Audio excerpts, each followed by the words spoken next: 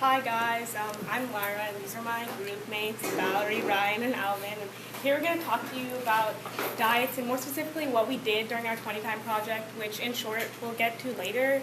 But we did 2 diets in the span of 2 months and recorded the effects on ourselves. So our main takeaway that we've really generated into this one phrase is not all diets work for everyone, and that's completely okay because we realize there's such a diverse background of people, and to say that one type of diet or one type of fad diet works for everyone isn't really healthy for most people. And according to a Healthline article, there are always contradicting studies that come out saying that one food is better than the other. Like years ago, nuts and eggs were not supposed to be, they said it wasn't good for us to be eating, but now people say we should eat nuts and eggs. And just looking at how nutritional studies have come so far, we can't really make one diet fit everyone.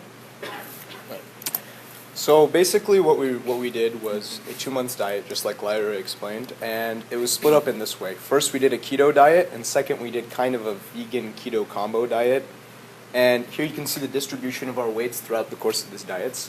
And you can also tell that there's a bit of an uptake at that red bar. That red bar basically represents when we switch from vegan to keto.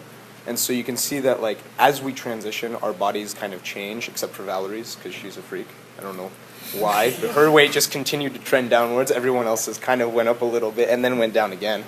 So basically, we partook in these diets and we wrote down our feelings and we expressed how we felt throughout these diets, which was really the goal, was to understand how these diets made us feel as people emotionally and how they changed our moods and our behaviors.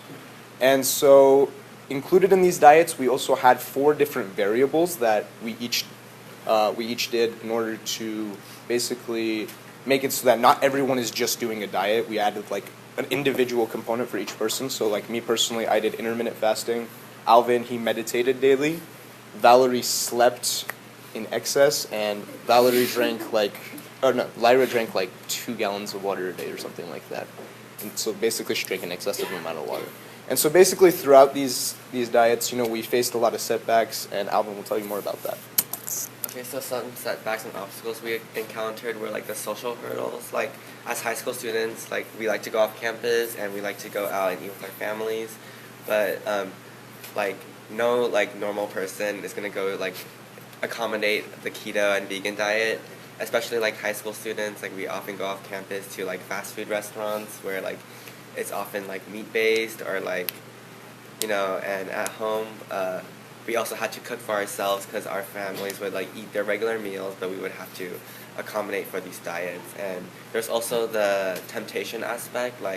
At home, there's lots of foods that we can't eat and we're not supposed to eat. Personally, I told my mom that I was going on these diets, so she would help me keep me responsible for these diets, so I don't fall into these temptations. So we looked at our journey on a personal level, but let's look at it more at a national level. So according to the American Diabetes Association, 30 million people have diabetes, whether that's type 1 or type 2. And out of that 30 million, 26.5 have type 2 diabetes. So this isn't even just global. This is just the United States. And that's 30 million people already. And considering the 7.6 billion people that live in the world, just think about how many more people are affected by what we're putting into our bodies. As human beings, we aren't really conscious of what we're putting into our bodies and what we're consuming, and we don't realize how detrimental or how positive food can have on our bodies. Another statistic is 610,000 people have died from heart disease, and this also kind of shows how food actually has such a detrimental effect on our bodies. We don't realize how what we're putting in can actually affect our lifestyle. It can change the length of our lives or how fulfilling our lives are. So instead, we don't want to be another number on the statistic, but we want to change it. So that all starts with us. We should be more self-aware about what we're putting into our bodies and understand that everything has an effect. Whether that's over consumption or just choosing healthier alternatives, everything can lead us to have by choosing healthier alternatives, we can have a healthier and longer lifestyle. Thank you.